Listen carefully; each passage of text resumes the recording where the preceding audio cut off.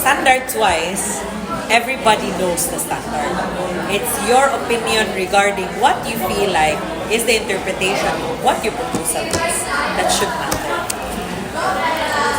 Kaya pwede man, di ba? Like, you say love. Love for me is very different from your love, what you think love is. Maybe love is kinda sacrifice. Love means patience. Love means understanding. It's very different from me. But, dili ko pwede mo ingon na sa'yo yung concept sa love. So that's what we're going to do for your for me, for us, this is what resilience means. This is what smart means.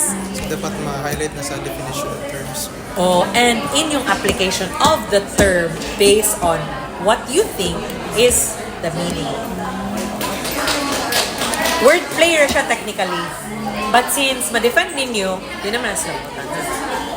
Pwede man nila ang proposal. Unless sila maghimo, sila mag-vote. Di ba? Basically, nanawa na, di ba? Si ikaw lahimo, kay feel man mo po man eksakto. Pero dili sa pwede na. Walay basis ang ato ang ipang-storya. Kay bot-bot na siya. Dili na siya proposal. Okay, what else? Outside sa smart Respondents. Itong resilient respondents. Di mo respond na mag ka sa need. I-respond na makadaan sa need, di ba? Because, butang lagi ni mo, karon na Olympics, pila ang medal. Kana lagi ka. Dira na yung definition daan. And despite na nilangta og so many facilities na uta, how much more if not ay facilities? But you get what I'm saying? Kani palandaan, musamot pa siguro ni if na ata. Apil na sa Taas na mo confidence. Inoted ko. Taas na mo confidence. Dagan na tagmatapos. Statistics na siya, statistics. Statistically, mo ni siya. Wala pa gani minaabot. Ikaabot na mo, why na ni siguro. Ano na tayo ano? Ano mo yung ma-defend? As per. Ayaw ko, i-quote dapat mo. Pini na okay na masakit. Ikaw dapat confident mo daan. Sure mo. Isa ko sure mo ko sa inyo. Wala ko sure sa inyo.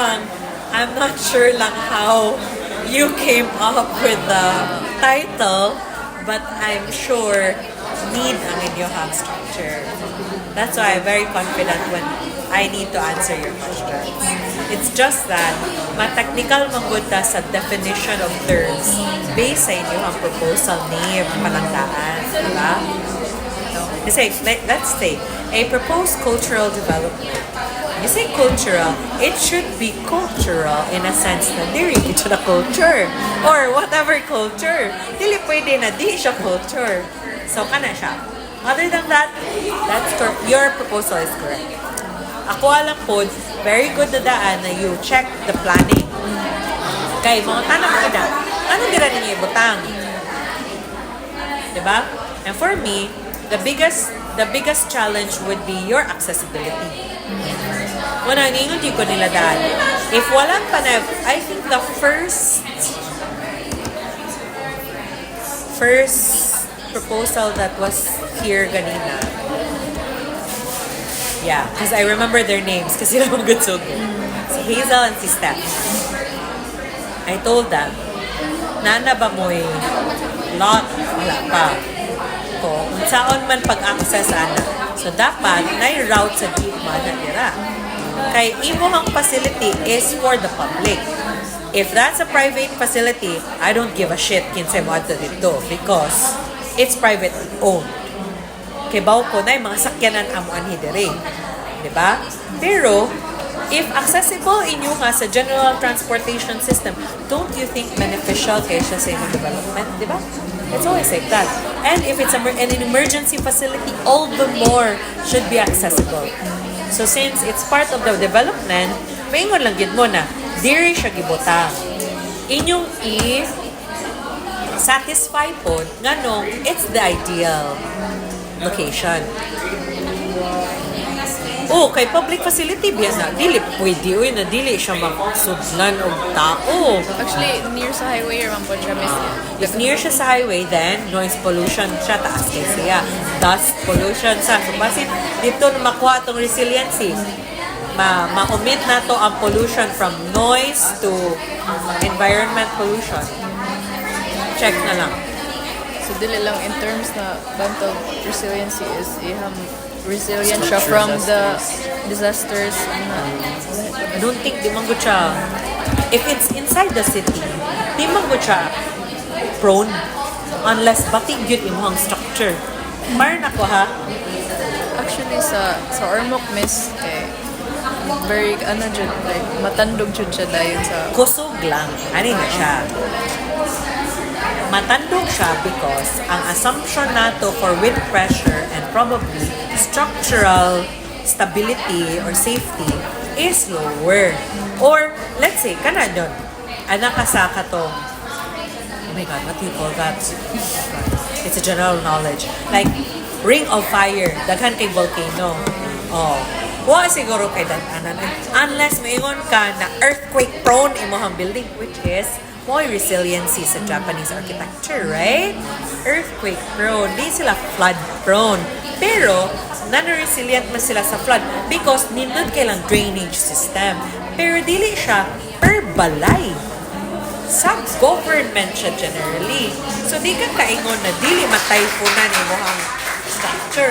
Bisag unsa pa atong design, bati na pagkahimo dito, gupa gina mo building. So, we have to take resiliency in another place.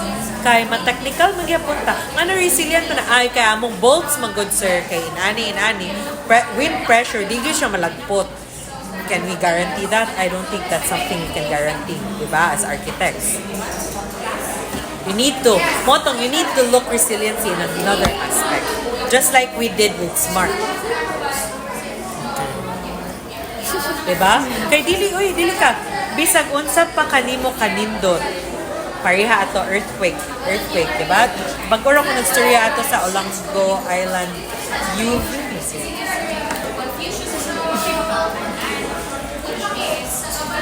Sama to. Oh, UV di ay taga UV. Nindot nilang thesis. Pero wa sila nag-check of buoyancy, wa sila nag-check sa water level, and when does the water level become high? And what is the highest point of the water level? So these things, dili ko makaingon nga bati mo design. Pero since kibaw ka nga mo ni ang facts, dili nimo makater sa imong design karon, gid mo design, diba? So karon, let's say ang imong wind pressure is standard. Let's say mo wind pressure 8. Let's say 8 kilometers per hour or something 8 blah blah blah unit. What if ang niabot 9? Then so dili resilient imong balay or dili or resilient gyapon. Oh. See, there's a very big gray area between what we think architecture resiliency is versus what it actually means. So, tackle ta in another angle. Kay imo mang vantage point ang tanaw. Aman na interpretation. Ayan. Dili man sa ito kay, diba, dili ka ka-guarantee. Katong mga structural engineer na mga building, pag earthquake, kato bitong high magnitude, 7.8, right? Ato ang building code is 7.2. Can I say na dili to sayop to sila or dili resilient in structure na buwisan pag yun 7.2, 7.8 na naabot. Just like Ormoc. Let's say, pinakataas na data ang ato ang gibutang gamit nato dito pag-apply. What if more than?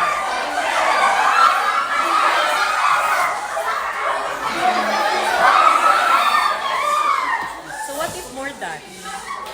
Can I say that we failed? I don't think so, di ba? Pero atong anticipated, ni short lang kita. Just saying. Okay, what else? Mana to? Did I answer your question? Okay. Very good. Nasatisfied. Ha? satisfied. Ginagana mo.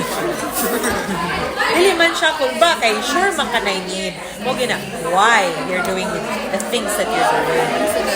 Why is it like? Oh, because, kaya na, nganong, niskwila man ka, kay kibaw ka, although daghan kayo ang pwede manrabaho nga wa naka-graduate, mas daghan kag opportunity if naka-graduate ka. Kay makatrabaho man ka sa nag-qualify na under lang sa imong qualification. Pero di makaka-qualify sa katong naka-graduate. That's a really big why. Ngano mo porsigido kasi pag-eskwela. That's very basic, di ba? How much more na wa na gyud kay kanon. Di ba? That's a very big difference. That's why I always ask why you're doing what you're doing.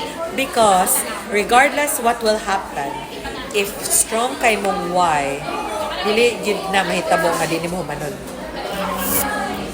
That's the only reason, that's the only thing that's stopping you from finishing architecture. Diba? Dagan kiko classmate wala na lang idayon. And that's very disappointing considering all your sacrifices to get to where you are now niya. Dili ka mo dayon. Para yun ako, defend, bahalag feel ni mo, dili pa mo ready. That's kaysa mag-think ka na may pagbuhat naman to na ko, may pagnakuan, wata kay bagpasar paligyapon ko. Oh. Ever gina. I always say na, ayaw lagi mong pangutan ng aran mo diri ron. Sige, na namang gugod diri, sana makumahimo. Let's say, for example lang yun, nabangga mo, simba ko. Wala ba mo yung na, may pagwa ko nabangga, di ba? You can't say that. There's no point. Sinabangga ko, am I okay? How about the other person? What do I need? Do I need blah, blah, blah?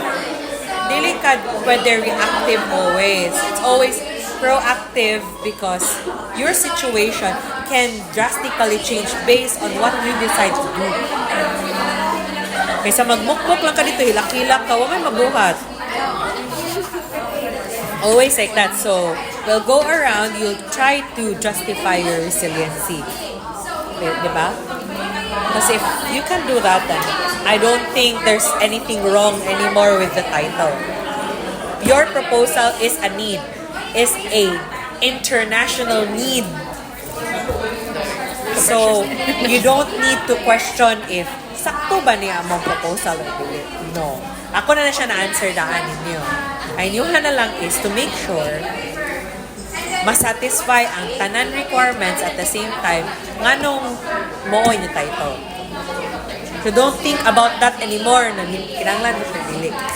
It's pointless. Kaso brain cells. Okay. Sige, okay. Turn ka mo kasi I'll story all the people that came today. Okay. 1, 2. Thank you.